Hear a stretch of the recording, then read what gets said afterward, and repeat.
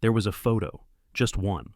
I found it at exactly 2:17 a.m. on a phone that wasn't mine, inside a folder that didn't have a name. They weren't kissing. They weren't even touching. They were just looking at each other, across a table cluttered with half-eaten creme brulee, empty wine glasses, and candlelight. Her head tilted, his hand in motion, frozen mid-gesture, both smiling like no one else in the world existed. She had worn that dress to our anniversary dinner 4 months ago. That was the moment, not the first clue, those came earlier, but the moment, the one where my brain stopped being a friend and became a narrator. The room shrank. My stomach pulled tight like an overwound tape measure. I wasn't angry, not yet, just dislocated, like watching your house through binoculars as it catches fire, but you can't remember ever living in it. The file was labeled December. We hadn't been in town that month. So who took the picture? The quietest explosion. There was no confrontation, not at first. I didn't scream. I didn't throw anything. That's what people expect. Rage, melodrama. But when betrayal comes quietly, it cuts sharper, like waking up during surgery. I closed the phone, placed it exactly where I found it, face down, third drawer, inside a scarf she never wore. I walked back to the bedroom. She was asleep, dreaming maybe. I laid beside her and listened to the shallow rhythm of someone who still believed they were innocent in the dark. The next morning, she made French toast. I ate it all. The invitation arrives. 5 days later, an envelope appeared on our counter, thick ivory paper, gold trim. One of those things rich people send when they want you to pretend the party is elegant. But really, it's just tequila and gossip and heels. She opened it, scanned it, smiled that shallow smile she uses when she's not thinking about me. "The Everett House Gala," she said. "Want to come with me this year?" I nodded.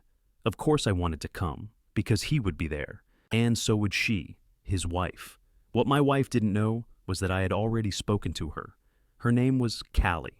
She had a southern drawl, a broken laugh, and a habit of saying, "I knew it," too many times in one sentence. She also had something I didn't, a plan. The meeting in the parking lot. We met for the first time in the back of a Trader Joe's parking lot. Not glamorous, but private.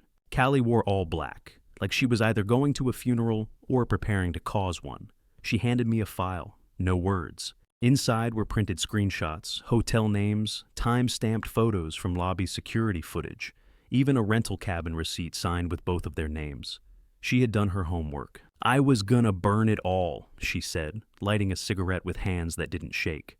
But then I figured, why waste good material? I asked her if she wanted revenge. She said, "No, I want reality." The pact. So, we made one. We would show up at the Everett House Gala, together.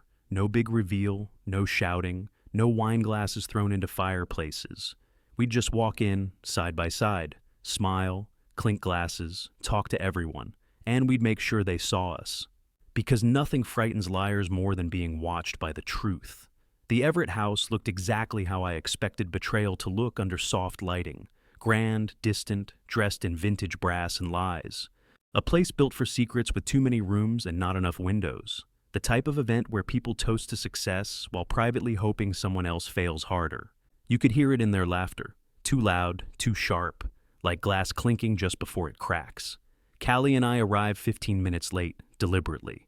She stepped out of the car first, unbothered, a black velvet dress hugging her like she didn't owe anyone an apology. Her confidence wasn't loud, it was surgical. I followed, dressed in the same suit I wore to my cousin's wedding, suddenly feeling like it carried entirely different weight, like the pockets were lined with questions instead of handkerchiefs. We didn't hold hands. That would have been too obvious. We didn't whisper. We didn't rush. Instead, we moved with the precision of people who had absolutely nothing left to prove. Inside, everything was perfect, by design. Champagne towers, string quartets, appetizers with names longer than the actual ingredients. I scanned the room like a machine, looking for her, my wife, Mallerie, somewhere among the sparkle and suits. She always hated social climbing, but somehow managed to climb over me and never look down. And then I saw her. She was laughing, standing near the sculpture installation, holding a drink she didn't even like. Gin, always gin, because he liked gin. And standing next to her, just as comfortably, was Merritt, her lover. The man who wrote her poems on embossed stationery and thought that made him deep. Their eyes didn't find us at first. I watched them from across the room, wondering how many other people here knew. How many had seen them sneak off to coat closets and hotel balconies? How many smiled now, sipping their drinks, quietly marveling at how well two cheaters blended in with the elite? Callie leaned toward me without turning her head. "Do not speak to them," she said. "Not until they speak first." It was a test, a theater, a countdown no one else knew had started ticking. We moved through the room like smoke, talking to people, shaking hands, laughing at jokes we barely heard. I watched Mallory's expression flicker the moment she noticed me, the faintest twitch at the corner of her lips, and then the rest of her face caught up. Surprise, panic, and then confusion. She saw Callie, saw me next to her, watched as Callie placed one hand gently on my back, the same way Mallory used to do when she pretended to be proud of me at events like this. I nodded in their direction, just enough to say, "I see you too." Merritt's face went pale. That was interesting. I expected smugness, maybe even mockery. But his eyes told a different story. He wasn't worried about being caught cheating. He was worried about what we knew. The music swelled, the lighting dimmed for a toast. Callie raised her glass but didn't drink. Instead, she whispered something so quietly only I could hear. "She's already spiraling. Don't give her a place to land." And right then, I realized what this night really was. Not revenge, not justice, not even closure. It was the beginning of making them feel exactly what we felt. Invisible, unsure, and completely exposed. Mallory cornered me near the stairwell that led to the rooftop terrace, and for a second, I thought she might actually try to pretend, like I had just shown up randomly. Like my presence, my existence, was some mild inconvenience instead of a direct, deliberate strike to the jugular of her curated little world. "Gareth?" Her voice tried for soft confusion, like I had wandered away from the tour group. What is this?" I tilted my head, smiled like a man who just watched the walls start leaking before a collapse. "You invited me, remember?" I gestured casually toward the invitation card that still sat on our fridge. "Besides, it's a free bar." She glanced past me to where Callie stood, speaking with two people I didn't recognize. Mallory's eyes narrowed like she had just realized she'd stepped on glass barefoot. Her hand gripped my wrist then, too hard to be affectionate, too soft to draw attention. "Can we talk?" she said through clenched teeth. I laughed once under my breath. "I think we're already talking." "No," she snapped, her voice low. "Alone." And there it was, that urge she always had to control the scene, to move the conversation where she wanted it, to steer. She didn't realize yet that the steering wheel wasn't connected to anything anymore. I followed her anyway. Through the gold-trimmed hallway, past the coat room where, ironically, they had probably committed half their affair, and into a side corridor lined with dull oil paintings and oversized potted plants that somehow still managed to die. She turned on me as soon as we were out of sight. "You don't get to ambush me like this." I blinked, actually blinked. That was her opening line? "Ambush," I repeated. "You've been sneaking off with a married man for months, and I'm the ambush? You don't understand? Oh no, please, tell me again about how he sees the real you." That was a great line in the emails. Her eyes widened just for a second. She hadn't known I'd read the emails, or maybe she had assumed I'd only seen part of them. She didn't know about the hotel receipts, the late-night phone logs, the necklace she told me she bought online that he had actually gifted her, and which I'd found a duplicate receipt for in Callie's folder. Mallory opened her mouth to defend herself, to spin something, but no sound came out, so I gave her one. "You don't get to act surprised," I said. "You've been rehearsing this confrontation in your head for weeks. You just didn't think I'd come armed." She stepped back like the hallway had grown colder. "You're humiliating yourself," she muttered. "You and her, this whole thing." "Is what?" I snapped, stepping toward her, not loud, but louder than I'd been all night. "Two betrayed people trying to figure out what's left, trying to take some kind of agency back. God forbid we don't sit quietly while you burn down the house." For a moment, neither of us moved. Her shoulders rose and fell with each breath, sharp and uneven. Her mascara was flawless, her lips perfect, everything on the outside still meticulously composed. But I knew her well enough to see the crack behind her eyes. She hadn't accounted for exposure.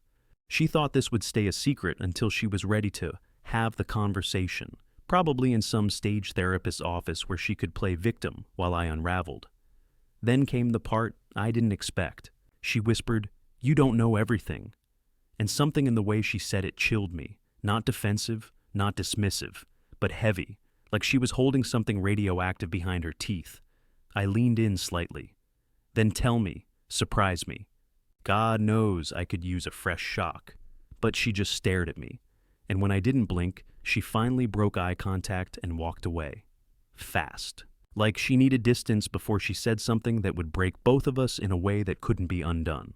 When I came back to the main room, Callie was gone. So was Merritt. I found only her phone, buzzing silently on a velvet stool, with one single notification glowing on the screen. One missed call, unknown. Something was happening, and for the first time tonight, I wasn't sure I was still in control of it. I didn't panic when I saw Callie was gone. At least, I told myself I didn't. I stood still for a few long seconds beside the velvet stool, where her phone buzzed and dimmed again. One missed call, no name, just unknown. I stared at it like the glowing screen might confess something if I looked hard enough. I thought about how she had told me, back in the Trader Joe's parking lot, "I don't cry when I'm scared, I vanish." It had sounded poetic then, like something a woman says to sound strong, but now it was echoing in my head like a warning. I slipped her phone into my pocket. I know, bad idea, but instincts were all I had left, and scanned the room. Merritt was gone too, and Mallerie hadn't returned from our hallway confrontation. I suddenly felt like I was the last person left at a magic show after the magician walked off stage without explaining the trick. The gala was still going, technically. The music had softened into background jazz, and the caterers were swapping champagne for small desserts. Guests mingled, oblivious to the nuclear games playing out under their noses. I walked briskly toward the exit.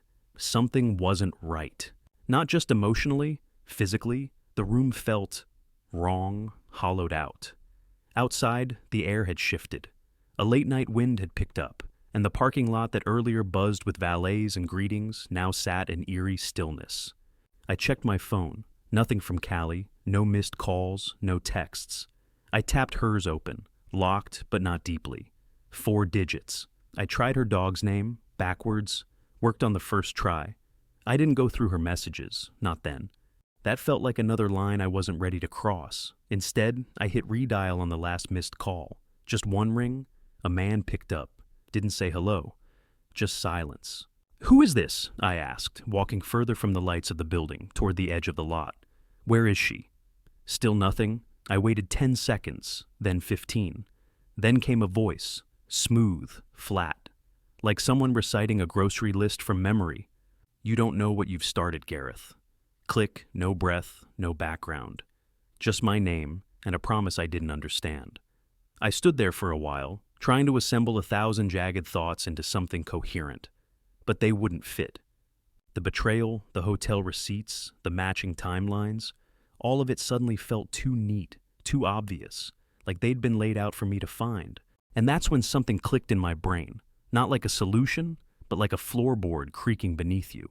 What if this wasn't just about cheating? What if they weren't hiding from us? What if we were the ones being watched? I opened her messages, finally, scrolled through her texts with Merritt. She had been feeding him updates about me, details I never told her.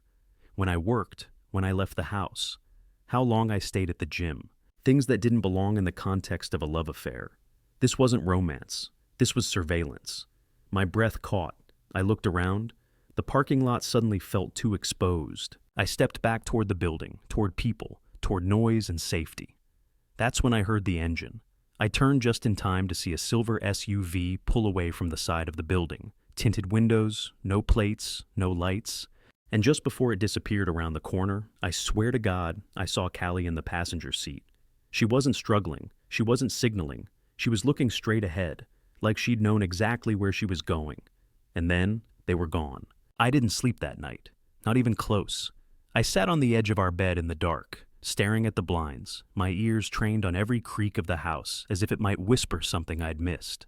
Mallerie came home around 2 a.m. No words, no eye contact. She slipped off her heels in the living room, poured herself something from the cabinet, not wine, something stronger, and then disappeared into the guest room. That alone told me something had shifted. We hadn't used that room since my parents visited 2 years ago, and suddenly it was her sanctuary, or maybe her prison. I didn't know yet. I stayed awake, staring at Callie's phone. I didn't want to open more messages. I already felt like I was balancing on a wire strung across an ocean, but the call from that unknown number wouldn't leave my mind. "You don't know what you've started, Gareth." That sentence, flat, chilling, rehearsed, kept looping, and something about it didn't sound like a threat. It sounded like a warning. At sunrise, I finally opened the browser history on Callie's phone. There was one site bookmarked, a page behind a login wall. Nothing flashy, just a white header and a long alphanumeric URL. It wasn't saved under a name. No clue what it was. I tried to visit the homepage directly, but it redirected me. Locked. Private. I copied the URL and sent it to myself. Then I did what most people in my position do. I tried to normalize it. I made coffee. I walked the dog. I replied to a few work emails. I pretended, to no one in particular, that life was stable. But it wasn't. Because everything I thought I understood about this affair was beginning to rot at the edges. It no longer felt like betrayal in the romantic sense. It felt strategic. Later that afternoon, I took a drive. Not to clear my head, that wasn't happening, but to investigate. I went back to that hotel from the photo, the Mariners Creek Inn. I told myself I just wanted to see it, walk the grounds, understand the context. But when I arrived, I saw something that shattered whatever version of logic I had been clinging to. There was a silver SUV parked out front. Same model, same tint, same missing front plate. I parked 2 blocks away and waited, my pulse slow but heavy. I didn't see Callie. I didn't see Merritt. What I saw instead was her, Mallerie. Dressed differently, hair pulled back. Talking to a man I didn't recognize. Not Merritt. This guy looked older, dressed like he belonged in a boardroom, not a hotel lobby. And the way they stood, close, deliberate, told me this wasn't a confrontation or coincidence. It was a meeting. Mallerie handed him a small folder. He handed her a brown envelope. They didn't shake hands, no smiles, just business. She left, he stayed. I followed her, keeping my distance. She didn't go home. She drove to a building I'd never seen before. One of those nondescript office complexes with no signage and mirrored windows. She parked underground. I waited outside for an hour. She didn't come back out. When I finally returned home, she was already there, in the kitchen, making dinner like nothing had happened. She asked if I wanted pasta. I nodded numbly. That night, while she showered, I took the envelope from her purse. Inside were photographs. Of me at the gym, me walking the dog, me outside the mechanics, me sitting alone in the cafe near our house, time-stamped, cropped, observed. That was the moment I stopped asking whether she loved him, because suddenly it felt like love had nothing to do with any of this. I couldn't look at her the same after that night. Mallerie, I mean. There was something corrosive behind her calm now, like she knew she was being watched, but didn't care anymore. Or worse, like she wanted me to see. The photographs she carried of me. They weren't angry.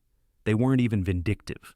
They were methodical, as if someone had assigned her a task and she had completed it, no questions asked.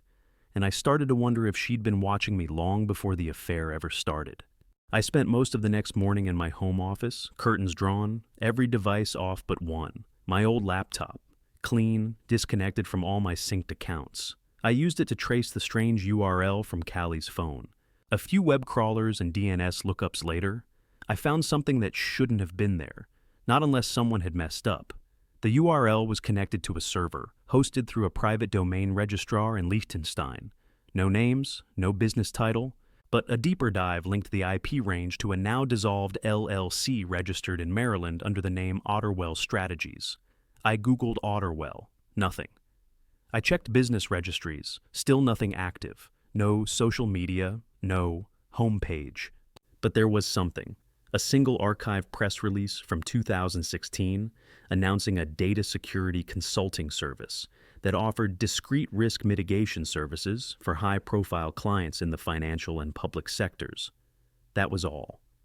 No founders, no board, no logo, but the release listed a spokesperson, Merritt Lawton. I stared at the screen for what felt like hours, the words losing shape and meaning. I remembered the leather folder Callie had handed me, the tracking details, the time stamps, the methodical nature of it all, and it hit me like a freight train. Merritt wasn't just cheating. He was working. And if he was working, then so was Mallorie. And if they were both working, was I the job? I took a walk to clear my head. I didn't bring my phone. Just walked through town, eyes scanning every parked car, every set of eyes that held mine a little too long. I'd never felt like a person who needed to be paranoid, but something had shifted. I didn't feel like a husband anymore. I felt like a mark. Back home, I started tearing through our filing cabinet. Tax forms, bank statements, travel documents. I needed anything that connected Mallorie to Otterwell or Merritt. Anything that proved this wasn't just some insane coincidence or delusion on my part. And then I found it, stuffed into an old envelope labeled Home Office Deductions, 2021. A business card, plain, matte black, raised silver text. OW strategies, consultation, containment, control. No phone number, no email, just a QR code on the back. I scanned it with an old burner phone I kept for testing video uploads. It didn't open a website. It opened a location, a pinned coordinate, labeled only as access point, a warehouse, 30 minutes outside the city. The kind of place no one drives past unless they're meant to. I told myself not to go, that I should report it, tell someone, hand it off. But to who? The police? What would I say? Hi, I think my wife and her lover are part of a ghost company watching me for reasons I don't understand. That's how you end up medicated and ignored. So I waited until 2 a.m., packed a flashlight, kept Callie's phone with me, didn't leave a note. The warehouse wasn't abandoned, not exactly, but it looked like it wanted to be. Faded signage, overgrown lot. One camera above the main entrance, its lens coated in grime but unmistakably active. The front door had a keycard reader, long dead. But the side door? It was cracked. Someone had been here. I stepped inside. It was empty. Mostly, a single desk sat in the center of the space, bare except for a closed laptop and a stack of envelopes. No chairs, no power. And yet, the laptop screen was faintly glowing, waiting. The air smelled like dust and dry printer ink, like a place that hadn't been visited in weeks, but was somehow expecting me. I opened the laptop. A video began to play automatically. Mallorie, sitting at our kitchen table, talking to the camera. "If you're watching this," she said, "then I guess you figured it out." I wish I could explain everything now, but I can't. Not yet. Just know this wasn't about you, Gareth. Not really. You're not the reason this started, but you might be the reason it ends. And then the screen went black. I didn't sleep when I got back from the warehouse. My hands were still shaking. I kept checking my mirrors on the drive home, half convinced someone was following me, though no headlights appeared for miles. When I finally pulled into the driveway, the house was dark, and the silence inside was too clean. Not peaceful, not restful, just vacuumed of sound, like the entire place was holding its breath. I watched Mallorie sleep from the hallway. I know how that sounds. Obsessive, maybe pathetic. But in that moment, I wasn't watching my wife. I was watching a stranger who looked like her. A woman who had built a routine so flawless around me that I never questioned where it came from. I studied her breathing pattern, slow, controlled, practiced, like someone who had trained herself to sleep lightly and wake quickly, a survivor's sleep. The next morning, I didn't confront her. I didn't even mention the warehouse, the card, or the video.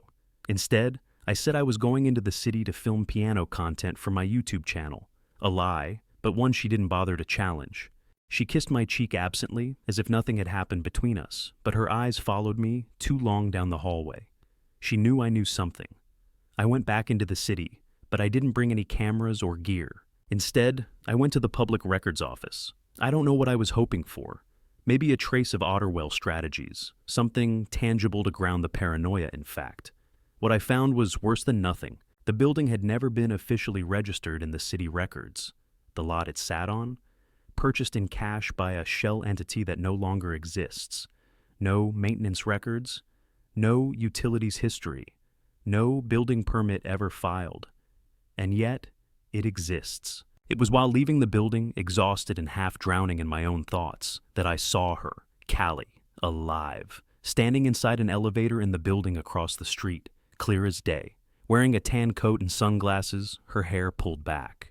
She stepped in with two men in gray suits, neither of whom looked familiar, but both of whom stood like they'd rather be guarding something than commuting. She didn't see me, or maybe she did, and just didn't react. I sprinted across the street and into the lobby, but by the time I reached the elevator, it had already locked off above floor 12. I asked the front desk who had just gone up. The man behind the counter blinked slowly and said, "No visitors have signed in this hour." His tone wasn't hostile, it was blank. Like someone told him not to care. Like someone paid him not to notice. I stayed in the building lobby for 30 more minutes, pretending to check messages while watching the elevator numbers move like a pulse on sedatives. Eventually, I gave up. I knew I wouldn't find her. Not like that. Instead, I returned home and pulled out the last thing I hadn't looked at, the envelope Mallerie had received at the hotel, the brown one from the man in the suit. I hadn't opened it that night out of some fragile instinct for self-preservation, but now, nothing in my life still felt protected, so I slit the top with a kitchen knife and dumped the contents on my desk. Inside were documents, not surveillance photos this time, financials. Dozens of reports stamped with watermarks, internal asset reallocation, field assessment, authorized override. Many pages were redacted, but not all. Some had my name, some had Callie's. Some had amounts, large ones, connected to numbered accounts I didn't recognize. And one single page, had a line I will never forget. Asset G713B has been successfully transitioned into domestic observatory protocol. Subject believes exposure was organic. Subject, that meant me. There was also a checklist beneath it, and most of the boxes were ticked: trust development, routine deviation, emotional destabilization, secondary integration, field convergence pending. The final step, not checked, not completed, not yet. I stared at the phrase over and over. Believes exposure was organic, until the words blurred.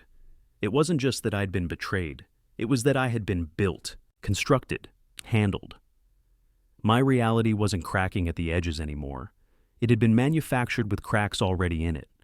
The house creaked behind me. I turned sharply. Mallerie stood in the doorway. She looked at the papers, then at me. Calm, no panic, no lies ready. Just her voice, low and tired. "You opened it." I said nothing. "I didn't want you to find out like this," she said, "but I also didn't want you to disappear." "Disappear?" I repeated. My voice came out dry, foreign. "What is this, Mallerie? What the hell is any of this?" She stepped closer, slowly, like someone approaching a wounded animal. "You weren't supposed to be the one asking those questions." "Then who was?" Mallerie hesitated. A long, slow breath. Then finally, Callie. I stared at her, and something inside me, something I had tried to keep solid, folded. Because now I realized this was never about catching Mallerie. This was never about revenge. This was about me, all along. Mallerie and I sat in silence for a long time after she spoke Callie's name. My mind had become something I barely recognized, all static, all noise. Every answer only unearthed more questions. But the one that kept circling me like a buzzard was the simplest. Why me? She sat down across from me at the kitchen table, the same one where we used to play cards and drink too much on cold nights. The same one she'd recorded that video message at, for me, for after. I expected her to lie again. I expected damage control, manipulation, maybe even threats. But what I got was something else entirely. "I didn't love Merritt," she said, her voice thin and deliberate. "I didn't even like him. This whole thing, it started as a contract. You were the subject. I was the control variable." "I don't understand," I said, and I meant it. "What do you mean a contract?" She exhaled, shaky this time. Otterwell was originally designed as a psychological intelligence program for high-profile risk analysis. They tested human behavior under pressure to determine susceptibility to manipulation, loyalty, stress response. They partnered with tech firms, hedge funds, even government contractors. Everything was compartmentalized. No one ever saw the whole picture. "And me?" I asked, my voice low. "You were flagged after your school closed. Your digital profile fit what they were looking for. Intelligent, isolated, emotionally grounded, but with signs of suppressed trauma. They built an entire life around you, me included." "Built?" I asked. You mean this marriage, all of it, was an experiment? She looked down. It was, but not entirely. That's where everything got complicated. She told me that after the first year, she reported something she wasn't supposed to. Emotional compromise. She had started to care, the real kind, the kind that doesn't fit protocols. She wanted out. They refused. And then Merritt, the fixer, was brought in. The affair wasn't random, it was introduced to destabilize me, to push the timeline forward.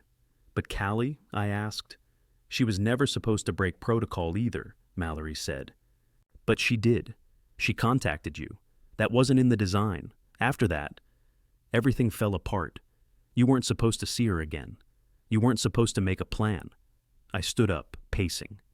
My chest felt tight, but for the first time in weeks, it wasn't from panic. It was from clarity.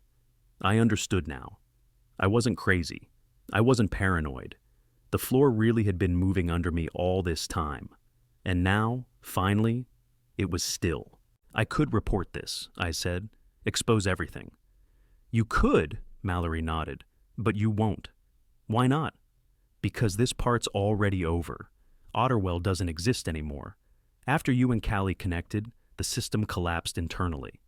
Too many broken variables, too much exposure. It's done. Really, you survived it. I stared at her. The woman who had once been my wife. Or maybe the woman who had pretended to be. Or maybe both. I couldn't tell anymore. I wasn't sure I needed to. That night, I packed a bag and left. Not out of anger, not out of fear, just necessity. I didn't look back. She didn't ask me to. 3 weeks later, I got a message from a burner number. Coffee? Neutral ground, no games.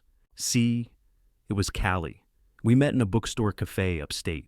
She looked different, calmer, healthier, lighter in some way I couldn't explain. We talked for hours. No agenda, no secrets. Just two people who had been used and now refused to be. Over the next few months, we built something strange and real. It wasn't romantic, not yet. It wasn't trauma bonding either. It was just honest. Like two people who had watched their own lives get rewritten and still chose to pick up the pen anyway. I eventually moved to a new city, took a job teaching again. Not music this time, but ethics in digital systems. Fitting, right? Sometimes at night, I still get paranoid when I see a car idling too long on the street. But most of the time, I breathe just fine. I don't know what Mallerie is doing now. I haven't asked. I haven't looked. She gave me my life back in her own twisted way. That's enough. And if Otterwell ever tries to rise again, I know what to look for now. And more importantly, I know who I am. And no one will rewrite that again.